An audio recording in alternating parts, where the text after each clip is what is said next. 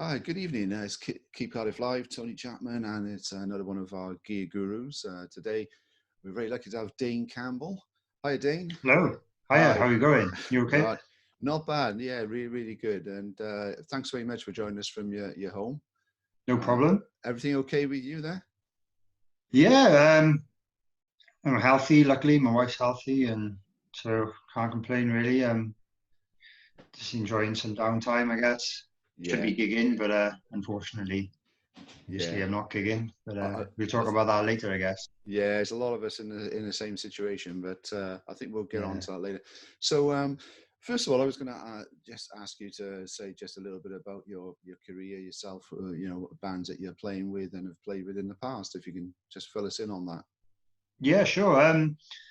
So I guess I'm a drummer. I've been playing drums in bands since I was in school, I suppose. Started touring, I guess, when I think we were about 17, 18 years old. Only a little bit here and there. Um, I was in a band called Said Mike back then. So we did a lot of gigs around Cardiff.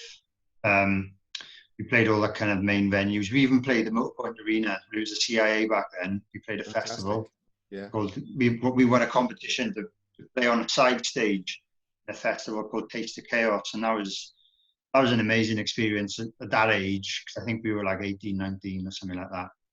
And there was bands like Alexis on Fire playing, and I don't know if it's not your kind of cup of tea probably, but it was pretty much a full room we played to, and that was amazing. Great Um, experience. Yeah. yeah, it was. So I think it certainly helped set us up with a bit of confidence for playing kind of larger rooms. But yeah, a few years later, then that band ended, and me and the singer, my mate Tom Jenkins, he's also got his Yeah. own little solo album out now, which you Yeah. should check out. Excellent album. Yeah. Really good. It's really good, Yeah. yeah.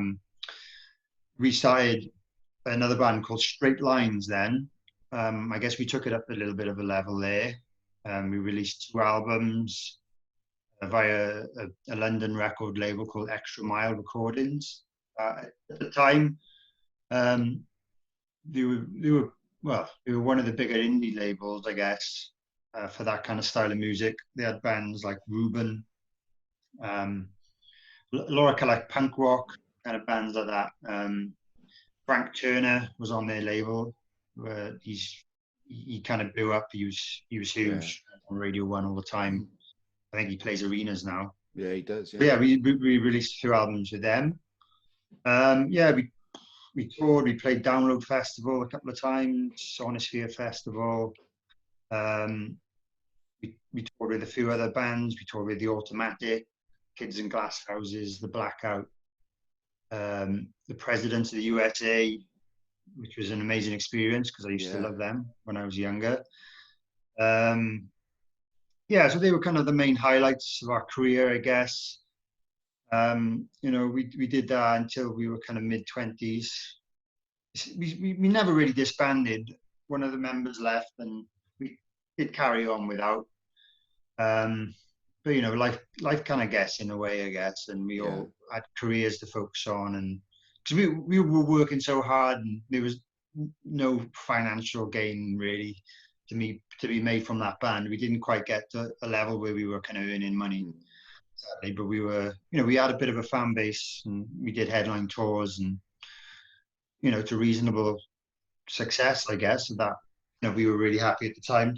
It was Yeah, amazing, really. definitely. You had a couple of really good singles out, which Yeah, I really enjoyed myself. And yes, you did have quite a bit of success. That's quite a resume so far. That you up to that point that yeah. I some of the think fantastic gigs that you did and the experience was amazing. yeah, it really was, and I'm really proud of what we did. Now, I listened back to some of it recently, and I'm like, oh, like I said, we never disbanded. But we might do some things in the future. It's just never really gonna be full time, unfortunately. But I think there's still people out there who want to hear the music, who would come and see us live. Definitely. So I think we've actually talked a little bit about what options we could really take I guess we've got to wait for all its virus stuff to finish before we really make any plans. But yeah, we've been chatting recently actually about maybe getting it back. That'd be fantastic. I mean, if you do new material, we'd love to have some on Keep Cardiff Live as Yeah, well. of course. You know, maybe have an interview with you guys. That'd be brilliant. Yeah, that would be cool. Yeah, because this year it is actually 10 years since our debut album, Persistence in This Game, was released, which is really crazy because it makes me feel old. But it's gone quite quick, yeah. It's gone really quickly, yeah. Yeah, so we were thinking maybe doing something to mark that occasion. But yeah, we did a lot of things. There's music videos on YouTube if anyone wants to check it out. Yeah, it's kind of definitely. like commercial sounding rock.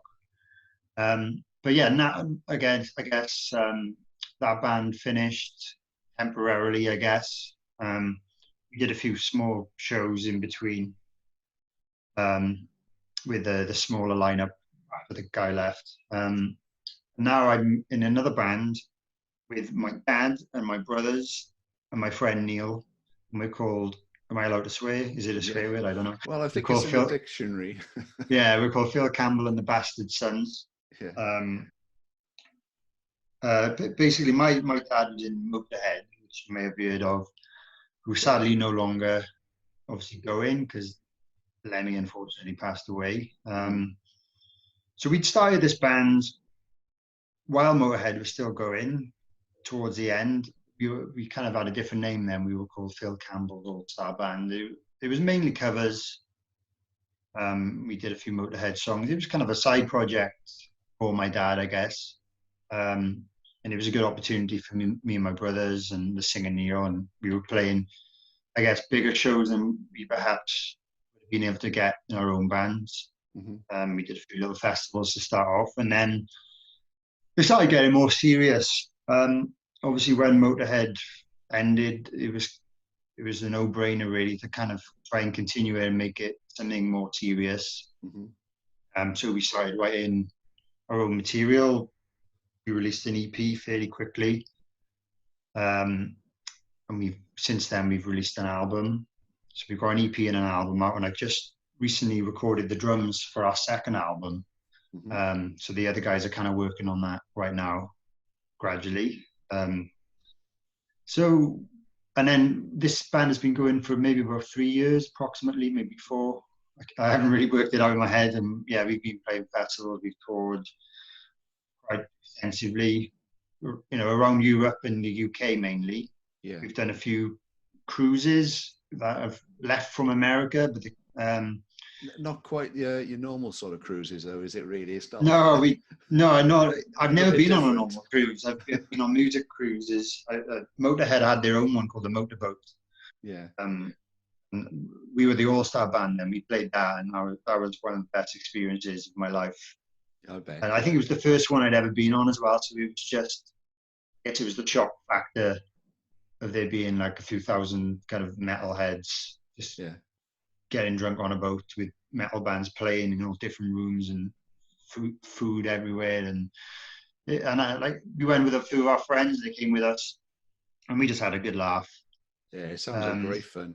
It was. Yeah, it was an unbelievable experience. So we've done that, and we did the Chris Jericho Rockin' Wrestling Cruise.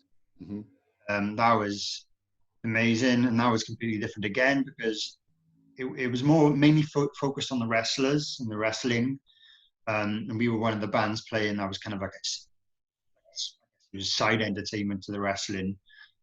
So that was completely different because the audience, it wasn't, I guess there were a few rockers there, but it was mainly wrestling fans, mainly Americans, but I guess people came from all over the world because that was a massive, I guess, event for the wrestling community worldwide because Chris Jericho is one of the most famous wrestlers there's ever been.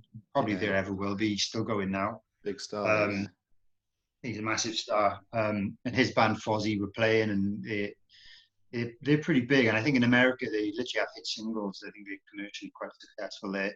But that was crazy because the audience, I guess wrestling fans, I guess are not defined to a specific subgenre of music. So they dress all differently, and whereas on the rock cruises, I guess it looks like you're just at a rock gig, I guess. Yeah, I guess sure. there's people in swimming trunks and bikinis and stuff, but you can tell they're rockers, you know, by the Yeah.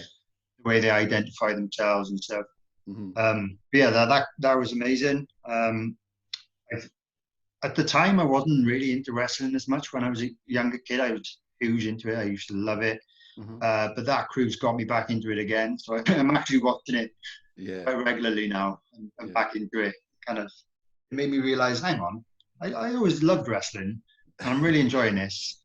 I'm not ashamed to say I love it. I love wrestling. It's a really good form of entertainment. And yeah, so that got me back into that. And another cruise we did, which was last year, which was the Mega Cruise, which was Megadeth's own cruise. Yeah. And unfortunately, the singer Dave Mustaine had been diagnosed with throat cancer. Mm-hmm. It was 6 months to 8 months before the cruise started, so they were unable to play. I think the original idea was they were going to perform on the ship. Right. He's made a full recovery since, which is amazing news. Yeah, brilliant. Good news, yeah. But some of the band members were still on there, and they did a few jam sessions, and the drummer did a drum workshop that I didn't know about, but I missed, so I'm excited about that because he's really good. That was cool. It was mainly heavy kind of thrash bands and yes, rock bands, metal bands, and what's really cool about those is that we go over there. Not many people know us, I guess, from the US yet, or they haven't seen us because we've never been able to tour over there or play festivals in the US. But most of the punters are American. So it's kind of a really great way to perform to them, for them to know about the band, find out about the band. And we had some amazing feedback from some of the journalists on board as well. So, you know, a lot of people named us as one of the best performances of the whole cruise. And I don't think they expected, or they didn't know what to expect, or we were in a strict metal band. I guess we call ourselves a bit of a party band sometimes. It's just rock and roll, high energy rock and roll, and you know we all go for it. Everyone in the band goes for it, and when there's a lot of energy in the room, you can get it back. And I think the audience must have felt something special there because a lot of people said we were one of the best shows of the whole cruise, which is amazing because there were some amazing bands like Drax and really top level bands. Right. But I haven't seen your performances. I mean, like you say, there's a lot of energy on stage. I mean, I'm sure that people were catching up on it. And it must be great to have that captive audience as well. Like they're there. It's like with a club, they just sort of go. But I suppose these last for a few days. So they've gone to party. They've gone different atmosphere. It's their holidays, their vacation, and they go. I'm not saying everyone. Obviously, not everyone drinks alcohol, but a lot of people have gone there for a party, for a good time. It shows. Yeah, definitely. It sounds really, really good fun. It's something that a lot of people wouldn't really think about in the context of rock music, perhaps. Yeah, I think it's catching on now, but I guess there's many people who don't realize they exist yet. No. So, I mean, some of the things we're going to talk about, obviously this is a gear guru as well. So it's great to hear about all your experiences. And it's obvious that you've done a lot of live music. So we're going to talk a little bit about the gear, if you don't mind now. So yeah, sure. What would be your sort of, first of all, what would be your sort of go-to drum kit? What's the drum kit that you use for your live performances? Yeah, sure. I've always used the brand Sona brand. For anyone who doesn't know, they're a very old German manufacturer of drums. Mm-hmm.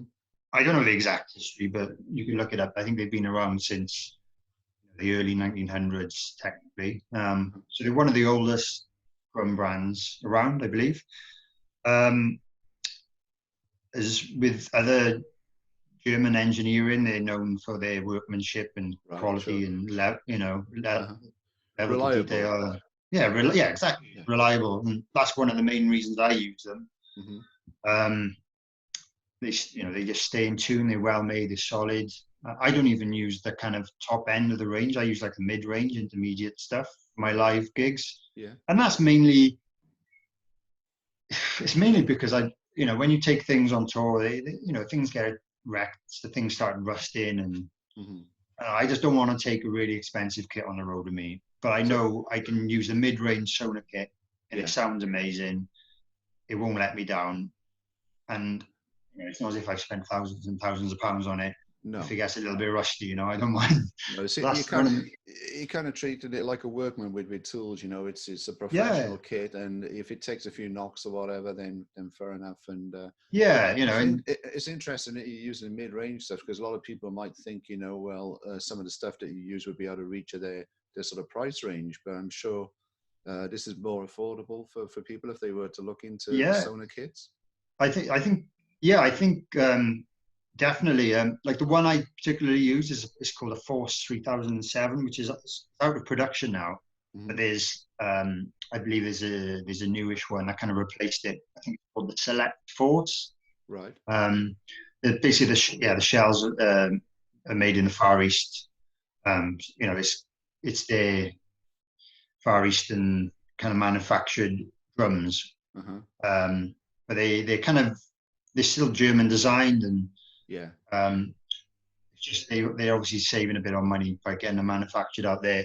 Sure. Because their German manufactured drums can be quite expensive, I guess. Yeah.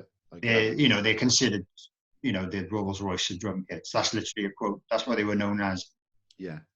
Back in the day, the Rolls Royce of drum kits. Rolls Royce of drum kits. And I've never had the top one, which is the one you design yourself. Uh-huh.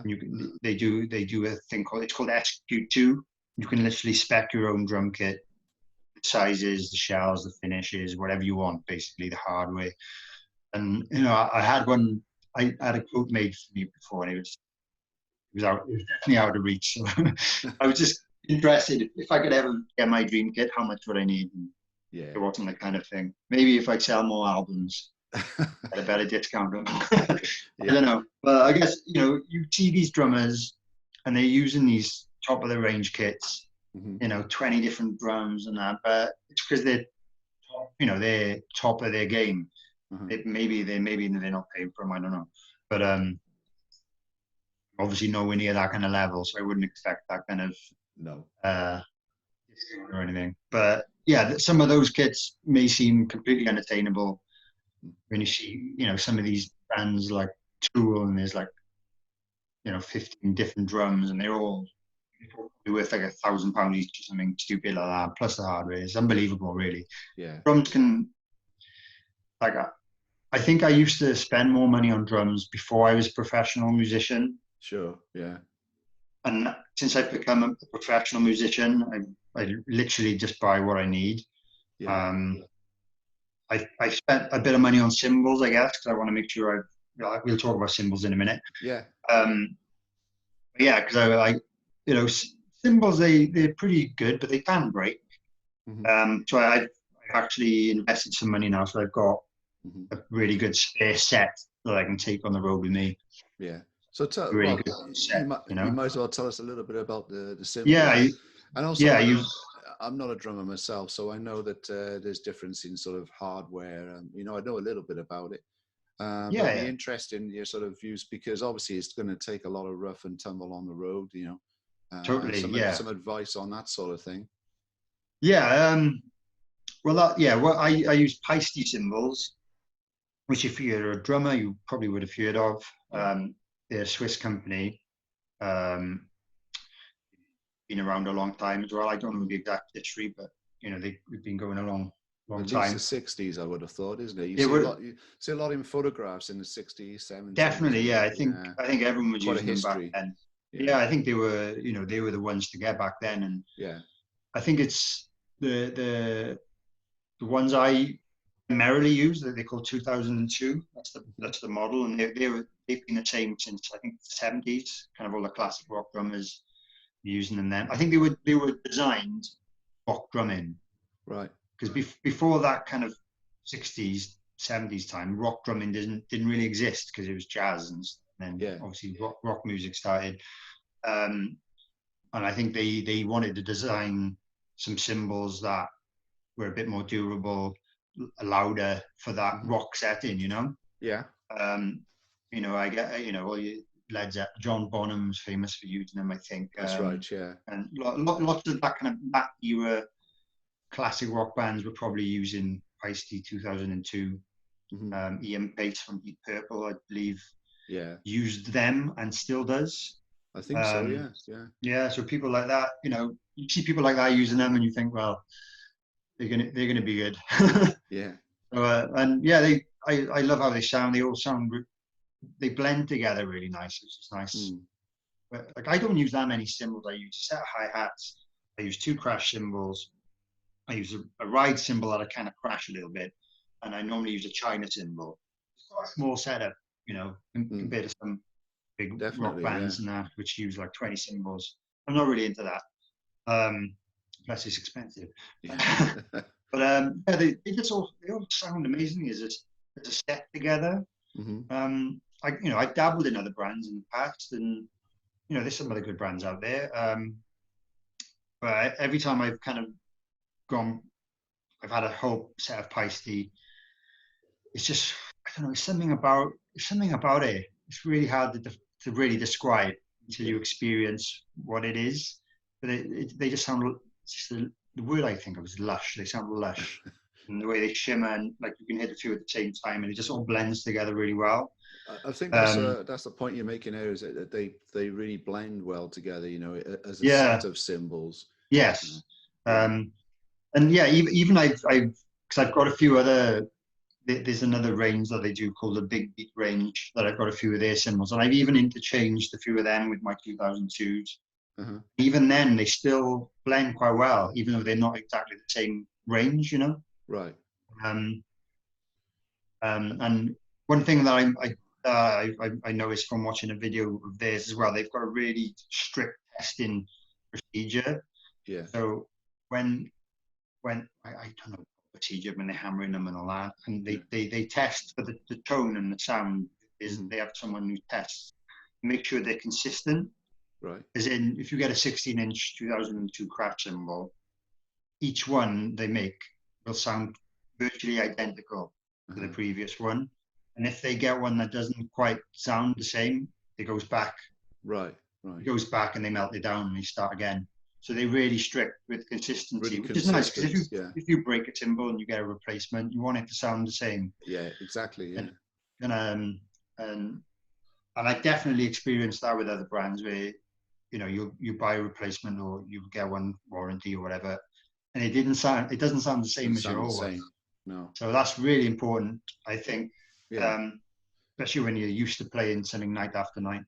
Sure. You know, something will stick out if it sounds different than the last 50 gigs you've played. You're like, oh, that's weird. Yeah. And you're probably not going to like it because you've probably grown used to the way it sounded before. That's certainly something I think anyway. But yeah. What would you say about the hardware then with the cymbals? Yeah. Does that? I mean, I guess that doesn't make any difference to the sound, does it? Or is it just the fact that you want something that's really stable and is going to take the battery? I guess you do. Yeah. For me, it's, you know, I've had instances where stands have broken on me and things have snapped or collapsed over the years, and yeah, it's a bit of a pain when it happens during a gig because there's nothing much you can do about it. So I don't think anything is indestructible. There are, you know, the more you spend, the sturdier, you know, stand you're going to get, really. There are certain brands I would personally avoid. I won't really mention them here, but ones I've had more experience with things breaking, or they just don't really tighten up properly, or threads kind of go on them. And that's things like that. I'm like, that's no good, because they're designed for being hit really hard, being transported about, set up every day, put away every day, you know. And if things are not going to last, it's kind of pointless, really. I guess if you've got like a home studio and, you know, the stands are just going to remain set up, they're not going to be taking a battering like being on tour. No. So maybe you can get away with. I mean, if you're starting out, you want to practice at home, and you know you're just going to stay at home, that's fine. But I think most drummers, even if they were just starting out, they would think their aim would be to tour or to play. So I guess that the tip is to go for the best quality you can, the sturdiest ones you can, and Yeah, that's gonna, whatever you can afford, the yeah. best you can afford is worth it, because otherwise you're going to end up buying another one a year Well, down the line. and in the long term, yeah, exactly. If you spend the money originally, they're probably just going to be the same ones you use all the time. Then you're not going to change Yeah, them really. Yeah.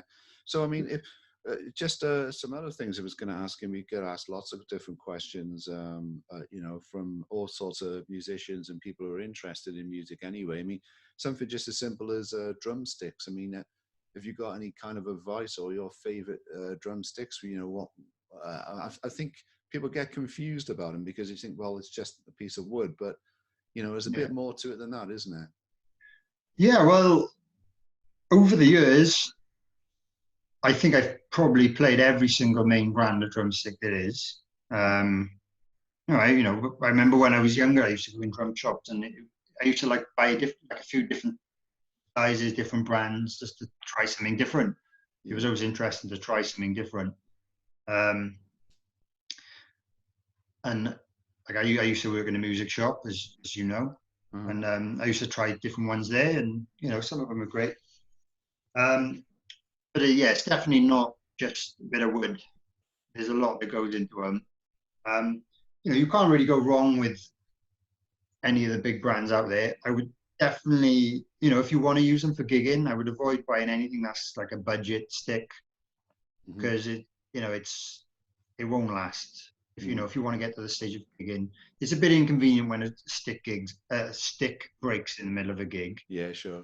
And it can be a bit embarrassing. It can be, if you're not prepared or you're not used to that happening, it can really slow you down or mess the song up. So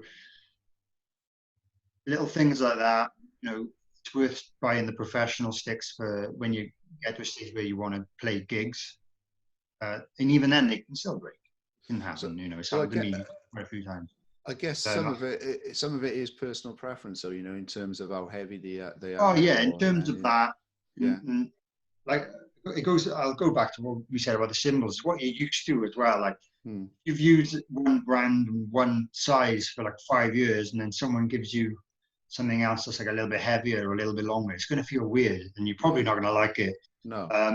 So that's one thing I guess you've got to get over if you're trying different ones. But I use a brand called Vincent. Yeah. Since I kind of moved to using those, I noticed, hang on, these are not breaking or wearing down anywhere near like all the other sticks I used to use. And they kind of bragged that they meant to be durable, right? I did think, oh, maybe they're probably just as durable as all the other main brands. You've got your Vic Firths and your Vector and ProMark, and they're the other main brands. But I really noticed, I was like, hang on, I haven't broke a stick in like 4 months, or whatever, doing a gig. And they wear down a little bit. They're going to wear down because you're hitting pieces of heavy metal with them and stuff like that. But I think it was last year, maybe the year before. I think I've done 2 experiments. I experimented by using the same pair of sticks on tour. I wanted to see how long the one pair of sticks lasts for the tour. Yeah. I wish I checked before this conversation. Now I think I got about 16 shows on the same pair of sticks. By the end, they were on their way out. They didn't even snap. I gave them out to some kid. I remember I gave them out to some kid. They didn't actually get to the point where they snapped. They'd worn down a lot by that point. Yeah.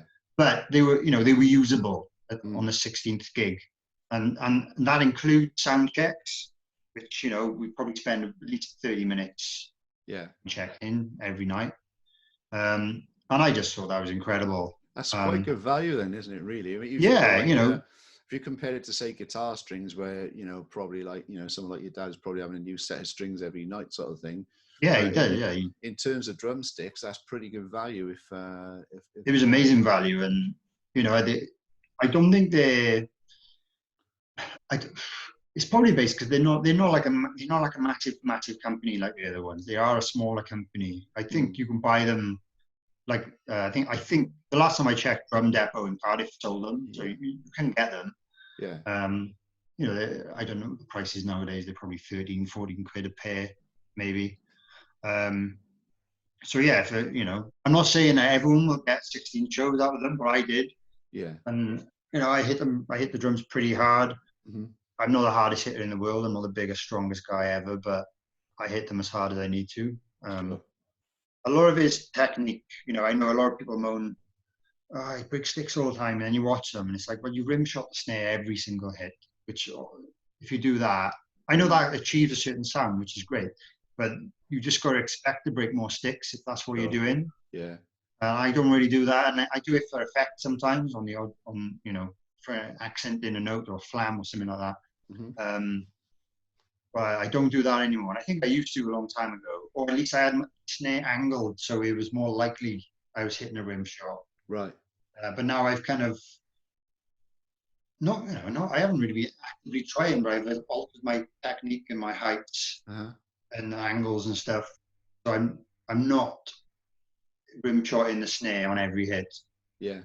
So I think that's something that's helped me prolong my stick life, definitely, by doing that. But still, 16 gigs, amazing. Yeah, that's brilliant. I mean, it's a simple question I'm going to ask you next, but yeah. Again, you know, you get asked a lot about this. Is like for instance, cleaning the kit, particularly cleaning the cymbals. I mean, you know, would you use some sort of product to clean them? And the other thing is, do drummers get really funny about cleaning them? You know, do they want to leave them, you know, build up a layer, or do they want to take that layer of dirt off, or you know, it's. For me, I'm personally not fussy about it. I don't really clean them. Mm-hmm. Sometimes if I have a nice brand new one, and then you notice the fingerprints on it, I kind of sometimes try and rub them off. But I don't have a cleaning regime. No. I don't have anyone to clean them for me, like a drum tech or anything. No. I don't. I think I'm probably unusual in that respect. They do look better when they're nice and shiny. It looks great with the lights and stuff. But for me, it's just practicality.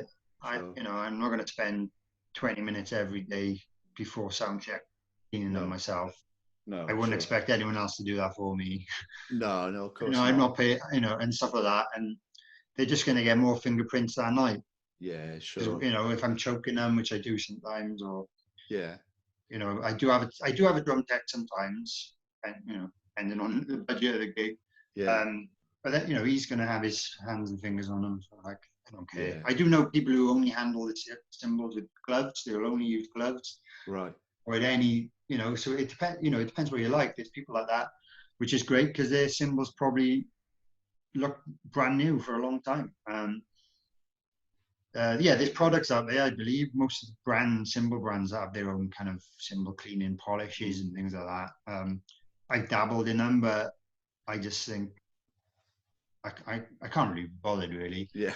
There's also arguments out there that if they dull a little bit, it takes some of the brightness of the sound. That's what I was going to ask you. If I think does that's make true. A difference. Yeah, I think it does. So if you want to lose that brightness, maybe leave them.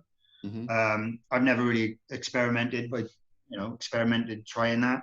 I don't really care so much, but yeah, I believe that is a thing. Okay. If you want them to be a little bit more dull, don't polish them. I don't think it helps with durability. I might be wrong. There's probably an argument out there for that. I don't know, but it could be done. I'm not fussy myself. Yeah, I'm not fussy myself.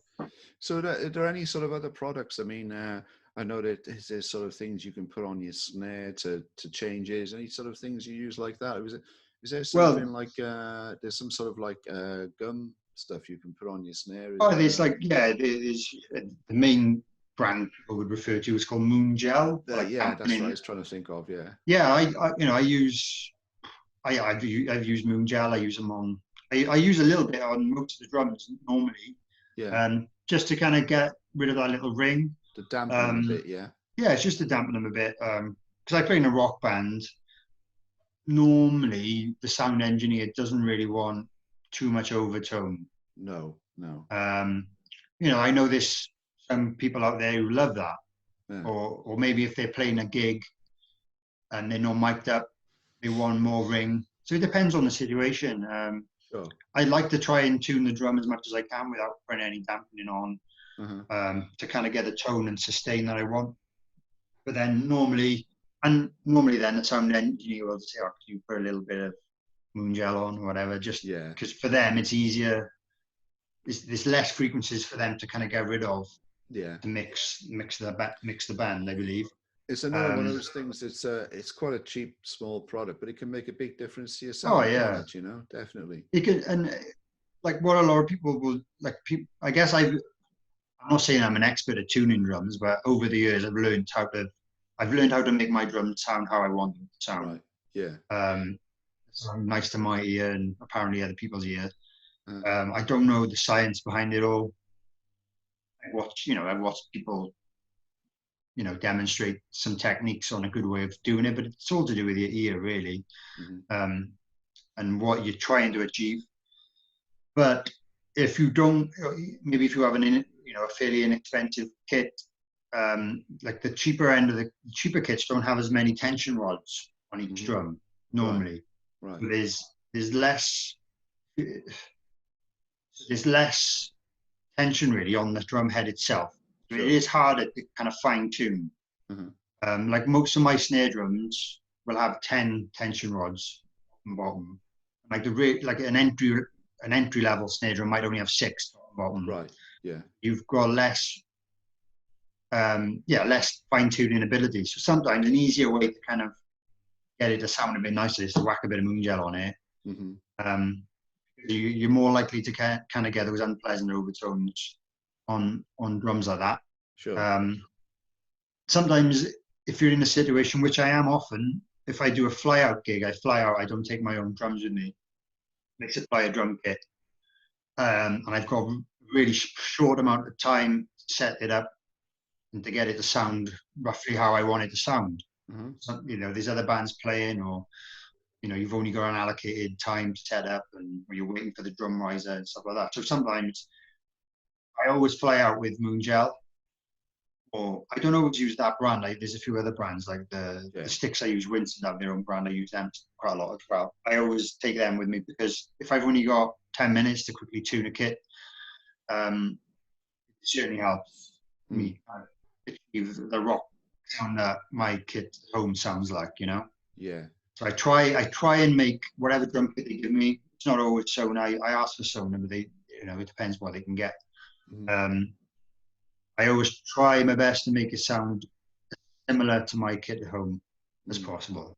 Yeah. And that's so like if you've come to see us a few times, or it gives the band a more consistent sound then. Yeah, absolutely. It does. And then, we normally take we've used a few different sound engineers, but they're very busy. They're very busy guys. They work for other bands and stuff. But we want to sound as consistent as possible. Yeah. And not only for the audience, for ourselves as well. You have the other members of the band coming through your monitors and stuff. You want it to be fairly consistent. So you feel at home. You feel comfortable. Yeah. And you don't have to concentrate about, oh, that sounds a bit weird today, because it can put you off. I don't want to be thinking about things like that. No. I just want to concentrate on playing the songs and performing. Absolutely. Yeah.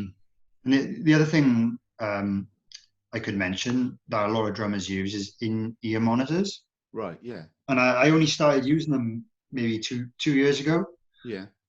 Prior to that, I was relying on like drum wedges and stuff like that. Yeah, wedges. Which I've always struggled with wedges. I've always worn ear protection. I've always, since I was about maybe 16, 17, I've always used those. So I definitely recommend. Really yeah, anyone who's playing drums and they're not wearing anything, just go out and get yourself some. Just get yourself some earplugs. Yeah. Yeah, it'll sound strange to begin with, and you might not like how it sounds, but you'll get used to that, and you'll thank yourself for doing that 20 years later. Definitely, yeah. I mean, us older people can say that, yeah, I wish I'd been wearing ear protection when I was a bit younger, but yeah, super important.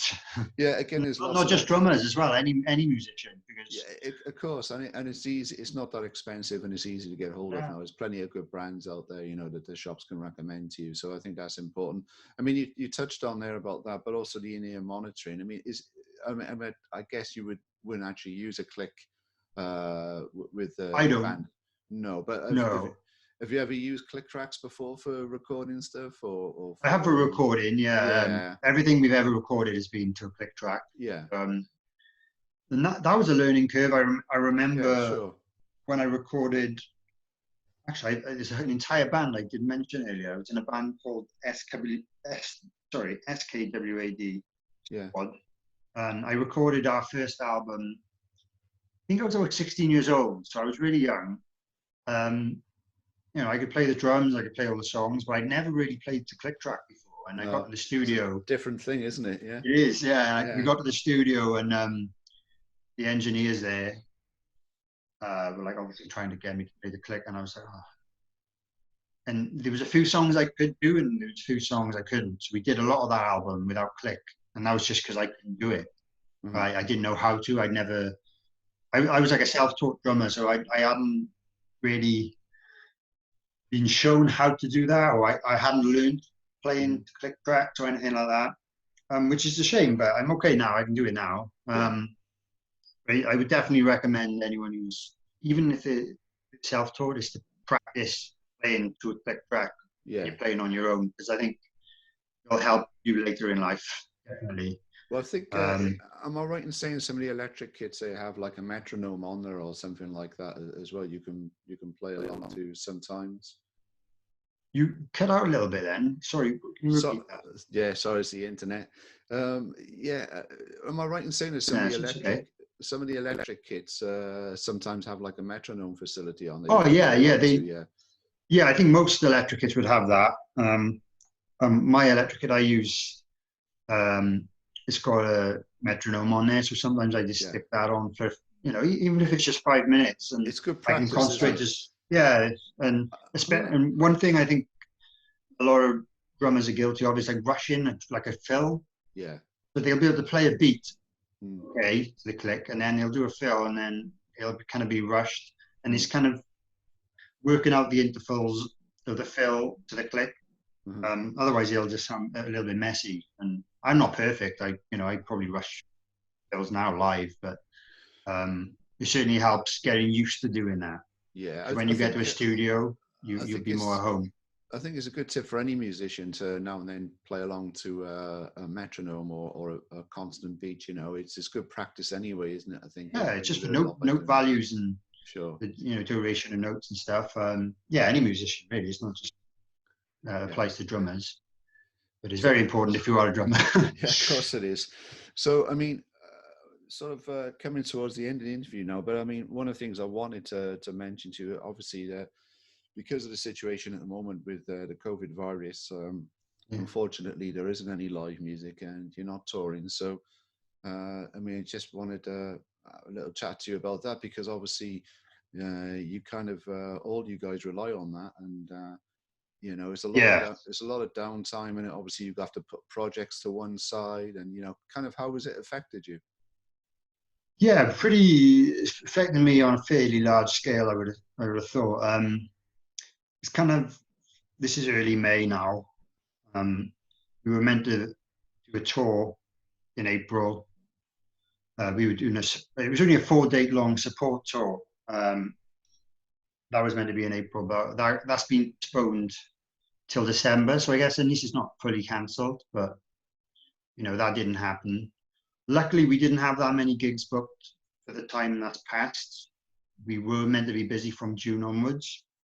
So I guess we needed to see. But a lot of festivals have already cancelled or postponed till next year. Sure. So even though I guess we're not losing out on the gig, we're losing out on the gig for the year. Right. And any income we received this year we're not going to receive anymore. It'll be next year. But and some of them, I guess, are still waiting to see what they we've had festivals booked in many different countries, so they have. I guess the virus has affected those countries in different ways. Sure. So in the UK, we've had it pretty bad. But I think we've had the worst rate. The worst in Europe, I believe. Europe. Yeah. Not about that, but there's a few British festivals. I think maybe towards the end of summer that I'm still hoping they might go ahead, but they didn't, I guess. Yeah. yeah, so yeah, obviously it's hit us quite hard financially. I guess we're still hoping we can kind of get the help from the government that they're offering. I guess we'll find out in a few weeks if we're eligible for things like that, which a Yeah, lot of musicians I know are kind of hoping for, and a lot of I think self-employed so. people. Definitely, I yeah. think we're kind of all hoping we'll all be eligible for that. Hmm. But I haven't had any income for a few months now. Mm. Luckily, I'm not as worse off. A lot of people are a lot more worse off than me. Sure. I've got some savings. My wife works. She's Yeah.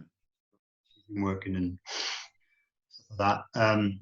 But yeah, I'm actually starting a part-time job next week Right. to Okay. to kind of make up get some income in. Yeah. No, it's not musical related at all, but you got to do what you got to do. Well, I think And also it's like keeping yourself active and doing yeah, something yeah, anyway, because if the music scene is sort of closed down for a little while, and there's not yeah. a lot you can There's a do lot of really. musicians that have still been active by doing like home shows, and I think Mm. that's a lot easier if you're a solo musician, Mm. and that's great if people can do that. It would be It's a quite struggle hard. for It's quite hard for drummers, really, isn't it, it'd to be do hard that? for a drummer or a rock Yeah. band. I guess it is probably doable if you've got all the right gear. Mm. Um, but we all live separately. Um, I'm not the most technically minded guy when it comes to stuff like that, or not technically confident. I wouldn't know where to start really. If I wanted to set up cameras, and we haven't got that much equipment, set up cameras No. and microphones individually, and like what Yeah. the Rolling Stones did the other day. Did you see that on the Yeah. TV? Yeah. Yeah. Sure. Yeah. Like, and they probably had people to help them do that. Mm. I don't understand how the invisible drum kit worked, but even that was like slightly out of time and so much room for error. Yeah. And I was, for us Well, to do it, we're a lot noisier than them. I think it's brought out a lot of good, and a lot of interesting things, and some bad things as well, of course. But Oh I yeah, mean, yeah, it's kind of a revolution in it. People are trying different things at the moment, But yeah. It's amazing that people are doing that yeah, if you're able to do it. And there's the fans and the punters out there who miss live music. They still want to experience it. yeah. So I'm sure they appreciate the effort people are going to Well, make that happen. well, hopefully you'll be able to get back on the road as soon as you possibly can, and Yeah, I think that's what we're all hoping for, because it is really hard, yeah, financially. But I think it's also hard in the fact that creative people want to make music, and they want to get out there and play. So yeah, yeah, so it is tough. Um, I did mention to you earlier on that there'd be a couple of silly questions at the yeah. the That's end of fine. the. Yeah, They're not that silly, really, but I'll try my best. yeah. Well, I mean, one of the things we've been asking is, obviously when you're on tour, you've got to sort of fit in with schedules and stuff like that. And I know that Yeah, you're a vegan as well. I know that. So yeah. what would be your favorite meal on tour? What's the sort of thing you look forward to after maybe playing the drums, or something that's Mm. easy for you to make? Well, we're luckily when we're on tour in Europe, 8 times out of 10 is catering Ah, provided for the right. bands and the crew. Yeah. Is amazing. You Great. don't always get that in the UK so much. Sometimes they'll give you a tenner to go down the road and buy yourself something in the UK. This is the difference. You get treated a lot better in Europe. Yeah. I'm going to think, yeah, being a vegan as well, it's difficult. Our singer Neil also eats vegan with me now, which is That's nice. good. Yeah. And one of our sound engineers is vegetarian, so Yeah. he'll eat vegan with me. So I think the more of us there are, the more effort they put into like the vegan option, Sure. which is Yeah. cool. So I normally have a better, I understand. It's I'm the odd one out, so I'm not expecting No. them to go out their way too much. But I always remember there was one meal we had, and it was just pure comfort food. It was like a cheesy pasta, but it was like all greens and kale and veg Mm. in it as well. But it was Yeah. like, it's relatively nutritious, Yeah. but just amazing comfort food. And we Brilliant. had that in Germany somewhere. Hmm. I can't remember the name of the town, but our support act at the time, they were they were an Australian. They're really interesting, actually. Australian duo. We played guitar and violin. and they kind of do kind of rock covers in that style. Right. They were both vegan as well. Yeah. And I remember sitting with them eating this vegan cheesy pasta. This is the best thing ever. That was a highlight of your tour, was it? The highlight, yeah. And sometimes they like really infrequently. Sometimes if there's like a vegan dessert, which is like I said, is infrequent. Like that's a real treat then. If there's like a cake or something, because sometimes they'll make a cake. Sometimes there'll be a dessert, but it won't be vegan, so I can't have any. Well, that kind of goes on to the next question, because all right, yeah. And again, it's difficult because you're vegan. What's your favorite chocolate bar on tour? You know, so it's a difficult one being a vegan, isn't it? Yeah, especially when you're in these countries where I don't speak any other languages. You know, I know some of the I know what milk is in some of the other languages, so I sometimes look on the wrappers. So do you take your own? Do you take your own with you then? I always take like some emergency supplies with me, and like for the tour bus, I always take like some porridges and things like that, because I just don't want to be caught out really. No. And like, you know, there's the microwavable rice things. I always take a bunch of them with me. Yeah. You know, sometimes there have been gigs where they misunderstood the advance, or they've been sent an old one by the agent or something, or they just hadn't, or because we played with them before.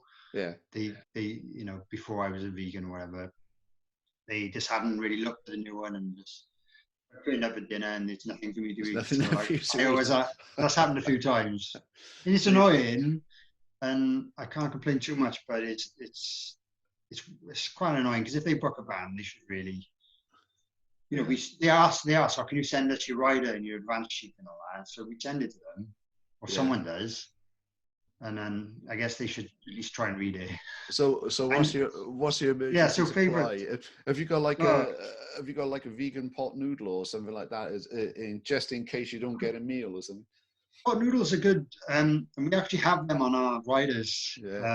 Because I'm not really into them much, because I just know they're not good for you, so I don't really eat them much. I know there's a few flavors that are vegan.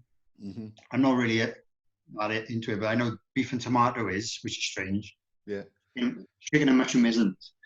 If there's like a random beef and tomato one there, I'll say, oh, yes, let me write my name on that. Yeah, it's very weird how they work out a beef is vegan, but I suppose it just shows how much crap's in there. But flavoring. Yeah, I try and eat as nutritiously as I can. Sure. I know it's hard. It is hard on the road, but like I try and eat a lot of fruit, so at least I can get some nutrients and vitamins in from that.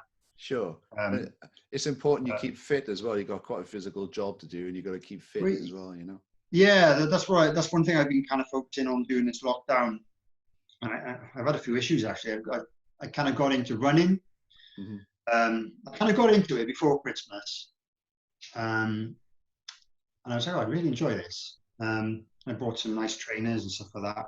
But recently, my right knee, which is my bass drum knee, has been playing up a lot. Right. The stage where I get a mile up the road and I have to stop. So I am a bit concerned about that. Drummer's injury. Yeah, I don't know if it's probably a combination of the drumming and, you know, it's been worn down a little bit, I guess. I need to get to the bottom of that, because I need to be able to play drums. I don't mind not being able to run, but it's really annoying, because I was really enjoying it, and now I've got all the time in the world to go running. You know, we've had nice weather, and I had to stop. But I luckily invested in like a very basic cross trainer just after Christmas, mainly because I was like, this weather's terrible. I don't really want to go running in this weather, but I want to do some cardio. So I've got one of those in the house. So I've been trying to go on that most days. Yeah. To at least do a bit of cardio. Sure. It's not the same as running, but I'm sweating at the end of it, so that's good. Well, I mean, you know, that's one of the things, because it's a physical thing that you're doing, you've got to keep yourself fit. I mean, another thing, one of the silly questions I was going to mention to you was, like when you're on tour, you must have like DVDs or something going on. So what's your favorite music film? Ooh, favorite music film? Well, the first one is probably Spinal Tap. Well, okay, that's the second Right. one we've had now. Is it? I probably haven't really seen them all. Yeah. I probably haven't seen loads. Yeah. And we don't watch a lot of them on the road, really. We watch a lot of like series, Yeah. series. I don't know. So yeah, Like we've had a few box tours, sets. box sets and stuff Yeah. like that. My dad's really into stuff like that. Like, I guess because my dad, he doesn't get so much involved with all the other stuff during the Yeah. day on tour, like the setting up and all Mm. that. He has a bit more downtime, so it keeps him busy. Yeah. I guess we get a bit more hands-on with like setting up the gear and packing away and merch and other things. And I like to try and go for a walk around the city if I can. Yeah. If we're located somewhere that's not in the middle of nowhere, I try and go for a walk. Yeah, sure. I try and get him to sometimes. Yeah. Depends what he wants to do. Yeah, we've had big hits box sets since we've been in this band. Benidorm was a big hit for a while. I'd never seen that before we started watching it. Yeah. And yeah, I didn't think I was going to like it, but I really enjoyed it. It's hilarious. And it just makes me laugh now when I'm on holiday or go see a hotel that's like the Benidorm Hotel. So Benidorm's definitely on the tour bus then, yeah? Yeah, Peaky Blinders was big a couple of years back. Sure. Yeah. Peaky Blinders, what did we do on the last tour? I'm trying to think now. I didn't get so much involved on the last tour because I know it sounds lame, but I was going to bed early a lot. I've kind of been it's not very I wouldn't say obsessed, but I kind of I read a book about kind of the importance of sleep and sleep patterns and things like that. And I was like, right, on tour, it's so easy to kind of stay up till 3 a.m. I'm sure it is, yeah. And then have a really broken sleep because you're on a bus, Uh-huh. and then wake up way before you've had 8 hours, get on with your day. And I'd done that a lot. Yeah.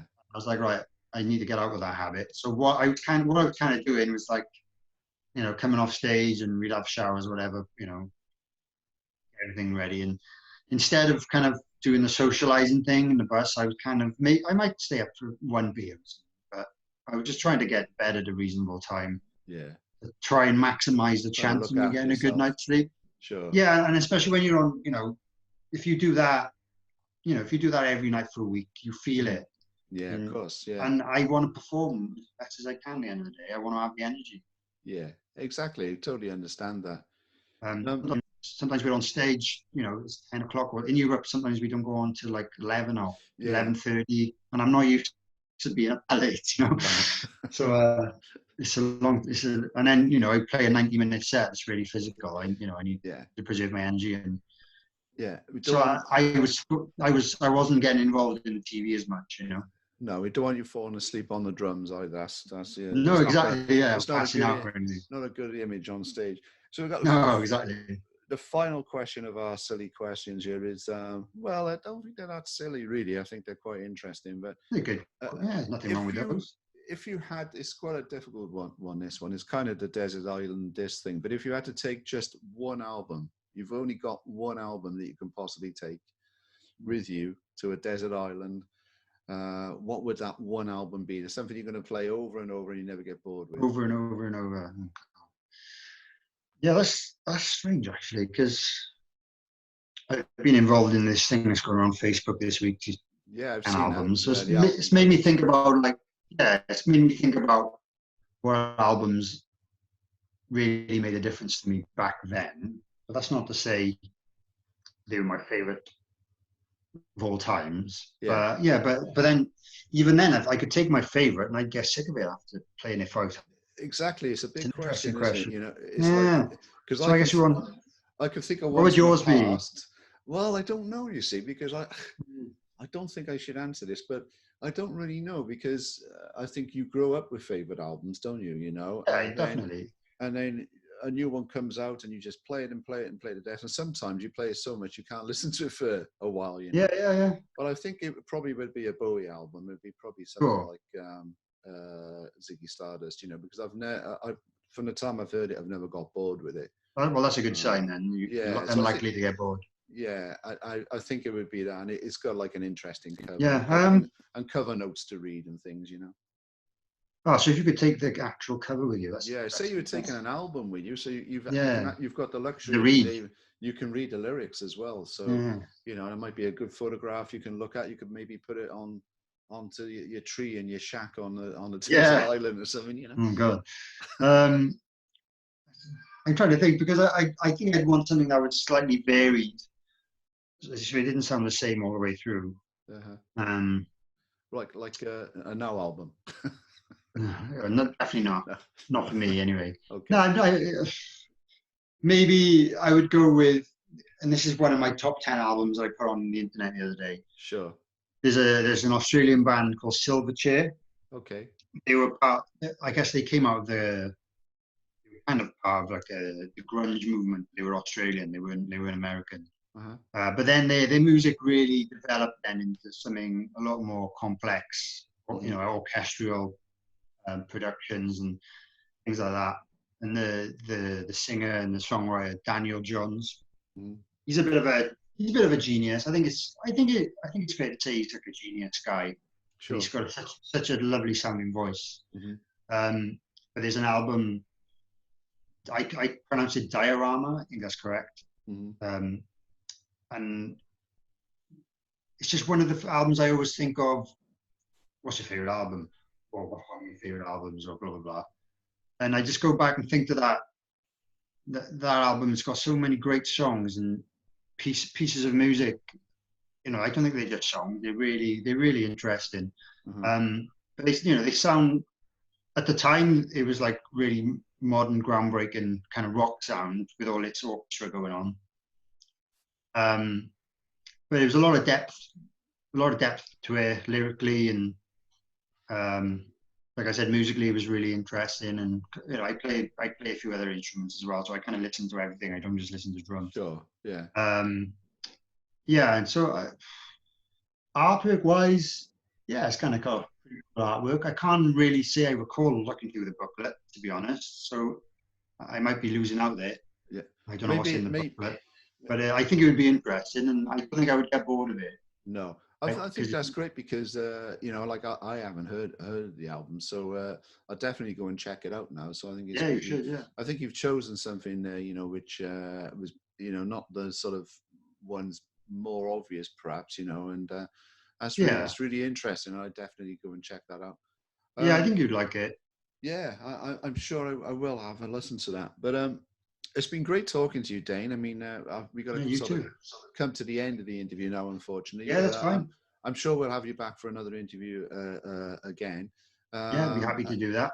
Yeah, it'd be brilliant. And you know, I mean, if people have enjoyed today, they can always check out the podcast that we did with your father as well. That's on Keep Cardiff Live, and there's lots of really interesting stuff on there, and obviously talking about the solo album as well, which I was fortunate enough to get to see at the Tram Shed. You could get the Tram Shed, which is fantastic. Really enjoyed that. It was brilliant. So, I mean, my main hope is that you get back touring soon, and this lockdown is sort of, well, safely sort of changed, and we will at some stage get some live music. I think it'll be a while, but you know, I really hope that you guys, you know, stay safe and you get back on tour as soon as possible. Thank you. I was going to say, we're really hoping now that we've announced a headline tour for November in the UK. So that's the kind of what I'm hoping will still happen at the very least, if that doesn't go ahead. So keep a lookout for dates in November. And possibly another album coming out then. Do you think, or?